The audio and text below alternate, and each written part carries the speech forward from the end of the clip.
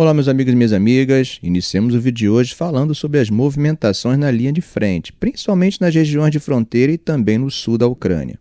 Começando pelo norte, imagens geolocalizadas publicadas ontem mostram que tropas russas aerotransportadas, mais especificamente elementos do regimento do 51º e do 137º da 106ª Divisão VDC, tomaram Gogolevka, que fica no Oblast de Kursk, a oeste de Sudza. Essas mesmas forças também assumiram o controle do posto da fronteira de Sudza, já na linha internacional ao sudeste da cidade. Esses avanços, confirmaram aquilo que já vinha sendo alertado pelo comando ucraniano. Moscou estaria intensificando os ataques na região de Sumi, tentando abrir caminho pela fronteira nordeste. E, reforçando essa ofensiva, imagens divulgadas ontem, dia 27, indicam que tropas russas também avançaram no setor nordeste de Basivka, que fica a nordeste da cidade de Sumi. Então fica cada vez mais claro que o esforço ali não é uma coisa pontual, é parte de uma estratégia mais ampla para abrir uma nova frente de pressão. Agora, indo para o leste, imagens geolocalizadas de ontem apontam que os russos também avançaram no sudeste, na vila de Novi, que fica no nordeste de Liman. Essa área já viu combates intensos em outras fases da guerra e esse avanço acaba sugerindo que a Rússia está testando de novo as defesas ucranianas nesse setor. Bom, agora no sul, imagens confirmaram que elementos da 19ª Divisão de Fuzileiros Motorizados da Rússia, que faz parte do 58º Exército do Distrito Militar do Sul, avançaram até o centro da vila de Shecherbak, que fica ao noroeste de Robotini. Nos dias 26 e 27, ou seja, anteontem e ontem, os russos lançaram ataques em várias direções ao redor de Robotini, incluindo Lobkov, Mali Shecherbak, Stepov e Kamiansk. Tudo indica que Moscou está tentando retomar a iniciativa nesse eixo sul que foi central durante a contraofensiva ucraniana no ano passado. Bom, mas do lado ucraniano também teve avanço, tá? Imagens divulgadas anteontem mostraram que as forças de Kiev conseguiram avançar até um quebra-vento, uma estrutura de proteção natural no campo, a sudeste de Konstantinopil, que fica a oeste de Kurakov. É um ganho mais localizado, mas acaba mostrando que a Ucrânia também segue ativa, tentando manter alguma pressão na linha de contato. Meus amigos, se vocês acham que o tal do acordo de Trump sobre as terras raras na Ucrânia caíram no esquecimento, vocês estão enganados. O que parece é que esse tema está ganhando cada vez mais espaço nas conversas entre Kiev e Washington. Segundo a autoridade de Kiev, o acordo ainda não foi fechado. Na prática, o que os Estados Unidos estão propondo, segundo um resumo revisado, é que a Ucrânia transfira toda a receita obtida com seus recursos naturais para um fundo controlado em parceria com os norte-americanos.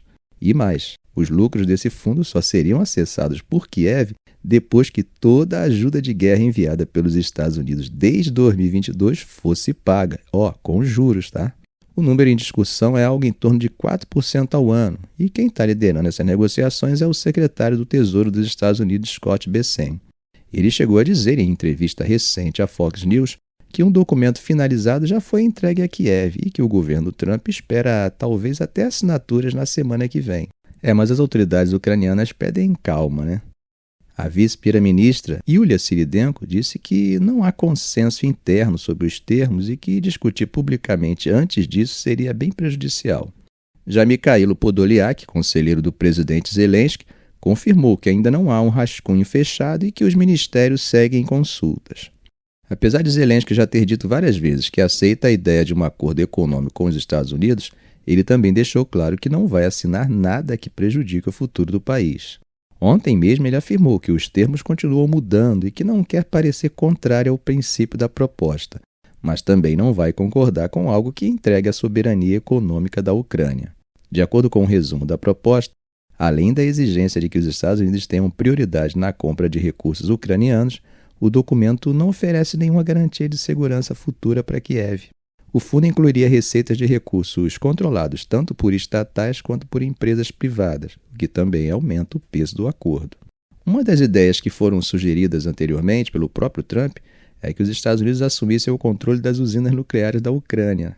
Isso acaba não aparecendo no resumo atual da proposta. Mesmo assim, a reação de setores em Kiev tem sido de cautela. Enquanto isso, do lado russo, Putin segue endurecendo o discurso. Ontem ele disse que a Ucrânia deveria ser governada por uma administração provisória, encarregada de encerrar a guerra e realizar novas eleições. E, como sempre, ele elogiou Trump, afirmando que o presidente dos Estados Unidos estaria realmente empenhado em pôr fim ao conflito. Mas na prática, né, gente, Moscou não abre mão das exigências máximas. Desarmamento da Ucrânia, retirada total de territórios ocupados e neutralidade garantida. E nisso Putin foi bem direto. A Rússia quer soluções pacíficas, mas não às suas custas. E afirmou que em toda a linha de frente quem mantém a iniciativa militar é o exército russo. Do lado americano, a Casa Branca preferiu responder de forma institucional, né? Um porta-voz do Conselho de Segurança Nacional disse que qualquer acordo precisa respeitar a Constituição da Ucrânia e que a escolha do governo ucraniano cabe única e exclusivamente ao seu povo. Bom, saindo de Washington e atravessando o Pacífico, a China acaba de intensificar sua presença militar em torno do atol de Scarborough, que é disputado com as Filipinas. Imagens de satélite obtidas por agências internacionais e que vocês estão vendo aí na tela mostram que 2 bombardeiros H-6 com alcance de longo raio foram deslocados para perto da região. Isso aconteceu justamente às vésperas da visita do secretário de Defesa dos Estados Unidos, Pete Hegseth, às Filipinas. A movimentação não foi divulgada oficialmente por Pequim, mas analistas já estão interpretando isso como uma resposta direta à visita americana e uma forma de reforçar a mensagem de que a China não pretende abrir mão do controle do atol, mesmo com o Tribunal de Haia já tendo invalidado lá em 2016 as reivindicações chinesas na área. Os bombardeiros H-6, para quem não conhece, são versões modernizadas de um projeto soviético dos anos 50. Hoje eles estão equipados com mísseis de cruzeiro, inclusive de ogiva nuclear, e têm sido usados com mais frequência pelo Comando Sul das Forças Armadas Chinesas. Já aconteceram simulações de ataques com eles na região de Taiwan e agora, de novo, perto das Filipinas. Especialistas, gente, dizem que essa não foi uma coincidência. A mensagem acaba sendo uma mensagem dupla. Primeiro, mostrar que a China tem poder de projeção militar, inclusive com alvos navais. E segundo, reforçar que a presença dos Estados Unidos no Indo-Pacífico não vai ficar sem resposta. Segundo o Pentágono, um bombardeiro furtivo chinês também está em desenvolvimento por ali.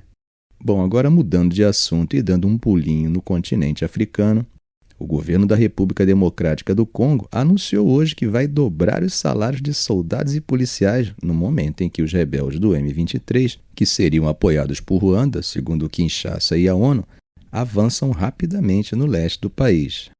Bom, não sei por qual motivo, mas eu lembrei que isso também aconteceu na Síria antes da queda de al-Assad. É claro que a medida tem o objetivo de tentar conter o desânimo das tropas e evitar deserções, né? Só que tem um problema. Muitos soldados afirmam que não recebem salário há 2 meses, desde que os bancos deixaram de operar em Goma, cidade que foi tomada pelos rebeldes. A estimativa é que o Congo tenha cerca de 260 mil militares e agentes de segurança. O salário médio gira entre 100 e 200 dólares por mês. Então, dobrar esse valor sem uma previsão no orçamento acaba levantando preocupação entre analistas, inclusive sobre a falta de transparência, né? Um especialista em finanças públicas chegou a dizer que esses gastos estão sendo feitos fora do orçamento e que não há controle sobre quantas pessoas realmente vão receber. Ruanda nega envolvimento com os rebeldes, mas continua sendo acusada por Kinshasa e também por relatórios das Nações Unidas de fornecer apoio logístico e militar ao M23. Como temos visto, parece que a situação no leste do Congo pode acabar escalando, ainda mais se não houver algum tipo de mediação regional e rápida.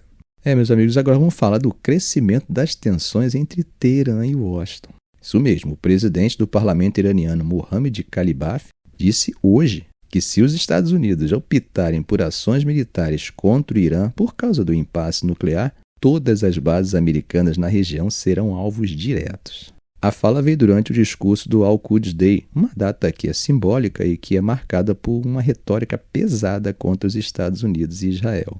Khalibaf disse que a região vai explodir como um paiol se o Irã for atacado e que nenhuma base americana ou aliada estaria segura. Segundo Trump, que tem pressionado Teherã por um novo acordo nuclear, os iranianos teriam recebido uma carta com um ultimato, né? Ou negociam ou enfrentam as consequências militares. Khamenei respondeu dizendo que a mensagem é enganosa e que sem mudança na política de pressão máxima não haverá diálogo. O ministro das Relações Exteriores do Irã confirmou que uma resposta foi enviada via Oman. Bom, eu acho que nós estamos precisando de mais bombeiros. No entanto, acho que está sobrando incendiária.